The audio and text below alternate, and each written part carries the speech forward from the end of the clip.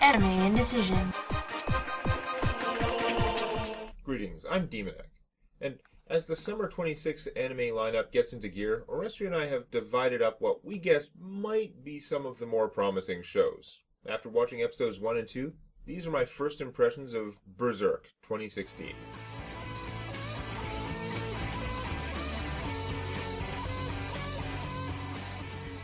Berserk is a mature series which follows the Black Swordsman through a nightmarish medieval apocalypse full of horrific demons and many examples of humanity who seem almost as bad.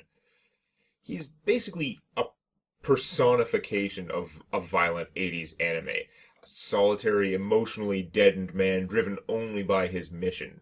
He wields a huge sword. It's inhumanly large. No one could possibly wield it, but they lampshade it continuously in-universe. People are like, how is that a sword?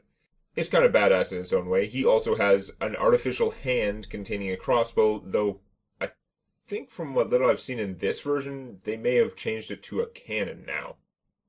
I don't know. He's followed around by a fairy elf thing called, typically, Puck, which he rescues in the first scene, thus dooming himself to comic relief. Even then, it's not really comic relief, though, so much as an emotional counterpoint. Puck presents an independent interpretation of his actions for the viewers, and adds a literal hint of color to a lot of dark scenes.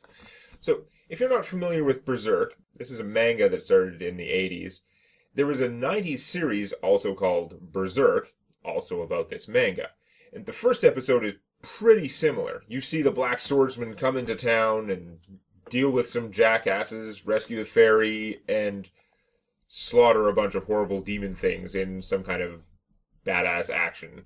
But that original series then rewinds, and the entire rest of the series is basically the events leading up to this demon apocalypse thing that happens. This newer series is going to reveal the backstory in a more, dramatically useful and appropriate way through flashbacks that make sense and correlate with the events of the present as he wanders his way through towards, not sure exactly what yet, but he definitely has a purpose. Again, this is supposed to be a mature series. This is the kind of series where anyone around him is almost certainly going to get exploded into gore or possessed and attack him or something, because it's that kind of a story. It's that kind of horrible world. His name is Guts. That is his name.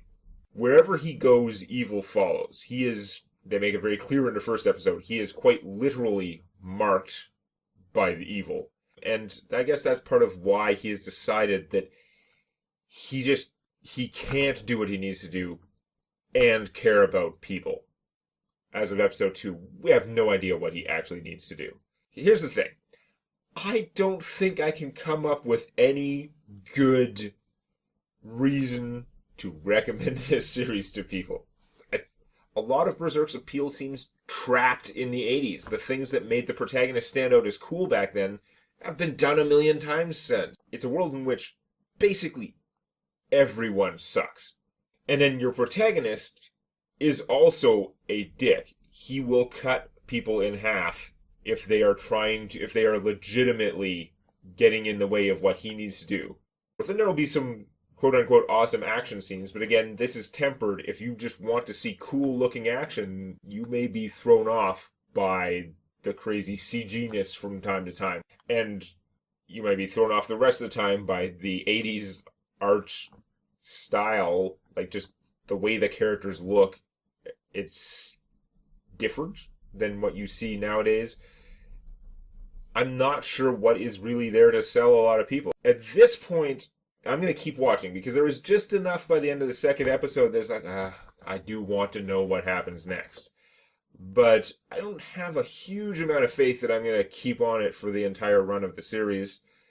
And I don't know how much I can really recommend Berserk unless you are a fan of the manga. So, that's my first impression of Berserk 2016. Let me know what you think of the show in the comments.